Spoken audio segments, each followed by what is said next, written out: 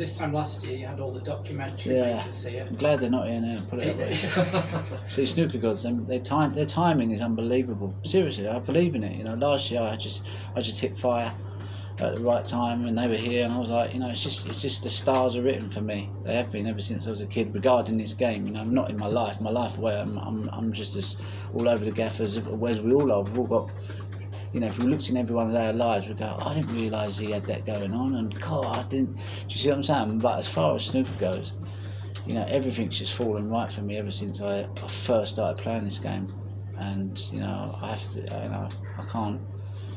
You know, I just, and that was just another typical example. Who could have written that? Film crew following you around, you win the World Championships at 40, was I 47 then, was I?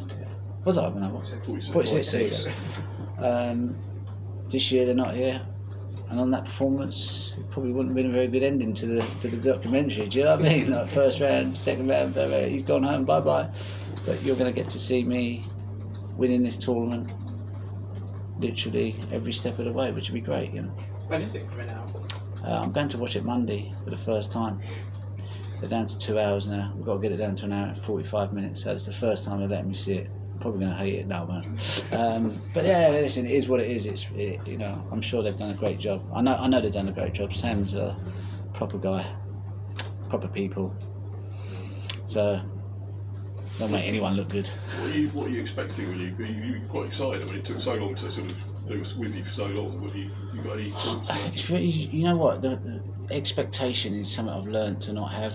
I'm just going to go in there and just, you know, trust people do their job right. Do you know what I mean? And I'm sure they will. You know, I've given my all. I've given them every bit of access I could do. So, you know, hopefully it makes their job easier.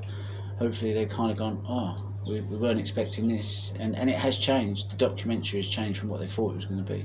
I don't know what you know, I've got an idea, but he said it's definitely not what we anticipated it being. He said, but that's always the case when you do a documentary. He said it changes. So give you any hint of sort of in what way? Or? Not really, no, he hasn't really. He just said, you know, I think you'll be surprised, you know. And, you know, with me, it's not always about the winning, do you know what I mean? Maybe they haven't shown last year. Maybe they've cut a bit out. That's what happened to John Virgo, wasn't it, when he won the UK Championships? The BBC went on strike. The only tournament he won, they didn't get it filmed. I mean, how do you feel? But yeah, you never know. Because it is. I mean, you know, it could be the way that, you know, a lot of people, it could be the definitive kind of work of your life in some ways, couldn't it? So it's it's a big deal. What does that mean, definitive? Well, it's the one that maybe the outside sports fans, when they sort of the thing that they go to see Ronnie O'Sullivan doing his life. I think it will be. Yeah, I think it will be. This will be like. I mean, everyone's always been like intrigued. You know, I read what people write about, and I think, are they talking about me? I'm like this. I don't know what someone says. Love him, hate him, this, that, whatever. He's still, you know, all that sort of stuff. Like the Ronnie show or whatever. I just don't get it. I just come here and do my job, man. I play balls and, you know, I hit balls, and I think, really, like, you know, do I generate that much interest, you know, like good and bad?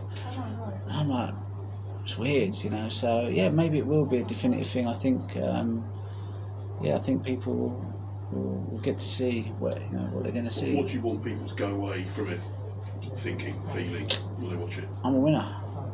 That's all I've ever wanted to do, is be a winner, and I've tried my hardest all my life to compete, to be the best that I can be. I've given my life to snooker, my whole life. I love it so much, you know, and I'm grateful for what it's done to me.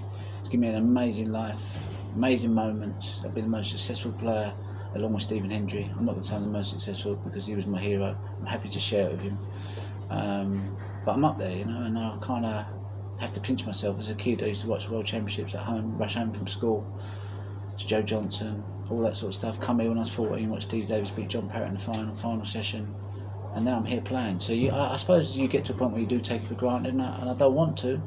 But it's hard when you've been doing it as long as me and been coming here. You do change over the years, but you know, I'm very mindful of how good snooker's been to me, you know? And how you've been part of my life, you know. You really have.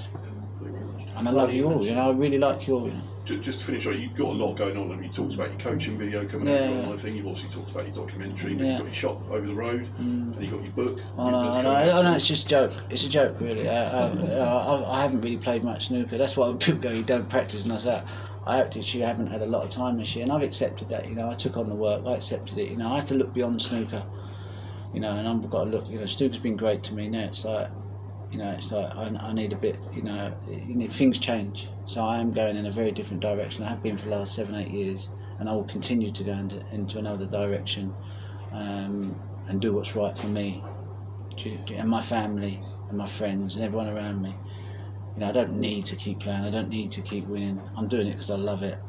But the bottom line is, I do everything what's right for my family, for my friends, because they're the most important. They've supported me over the years for 30 years as a pro, and they've had to put up with a lot of me being a bit of an idiot sometimes.